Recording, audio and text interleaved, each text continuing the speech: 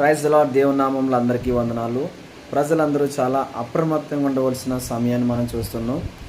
Emergency పరిస్థితులు మనం చూస్తున్నాం. చైనా దేశంలో వచ్చిన మరి కొత్త వైరస్, అక్కడ ప్రజలందరూ కూడా పిట్టలు రాలినట్టు రాలిపోతున్నారండి. కరోనా కంటే చాలా డేంజర్గా మనం అక్కడ చూస్తున్నాం, ఎంత స్పీడ్గా విస్తరిస్తుందో. కాబట్టి ప్రజలందరూ మనం చాలా జాగ్రత్తగా ఉండాలి. ఎంత జాగ్రత్త అంటే మన కుటుంబాల విషయాల్లో చాలా భద్రత కలిగి ఉండాలి. బైబిల్లో ఒక మాట ఉంటుందండి, రోమా రాసిన పత్రికలో ఉంటుందంటే, నీ పొరుగు అని క్షమాభివృద్ధి కొరకు ప్రార్థన చేయనేసి రోమా రాసిన పత్రికలు మనం చూస్తాం.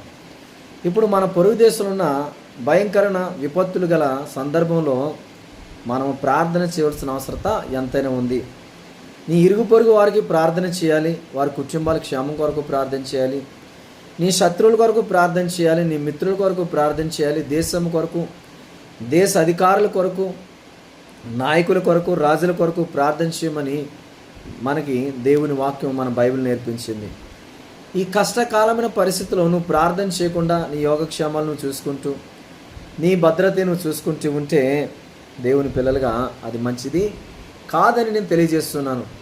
చాలా సంతోషిస్తున్నారు అందరూ కూడా. 2025 కొత్త సంవత్సరంలో అడుగు పెట్టేసాం.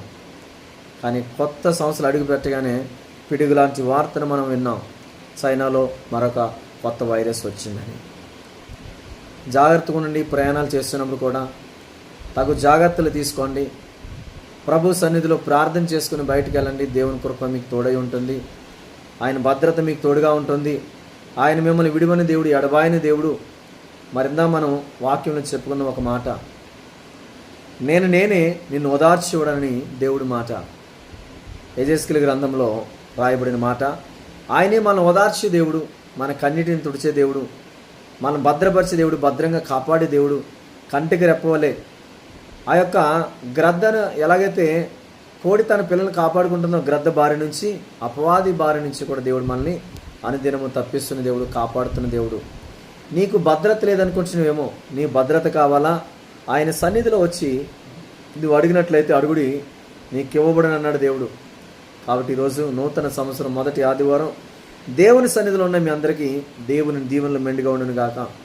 ఈ 2025 సంవత్సరంతో కూడా మీ కుటుంబాలు సకల సంతోషాలతో, ఆరోగ్యంతో ఉండాలని నేను మనస్ఫూర్తిగా కోరుకుంటున్నాను. ప్రతి వారికి కూడా నా నిండు మనసుతో హృదయపూర్వకమైన వందనాలు తెలియజేస్తున్నాను. సేవకులకి శుభాలు, సేవకుల కుటుంబాలకి, విశ్వాసులకి. కొంతమంది అమాయకులు ఏం చేస్తున్నారంటే, కొంతమంది మోసగలిగిన పాస్టర్లు ఉచ్చులో పడిపోతున్నారు. వారందరూ కూడా విడిపించబడాలి. దేవుడు వారికి తగు జ్ఞానము దయచేయునుగాక. దేవుడు వారిని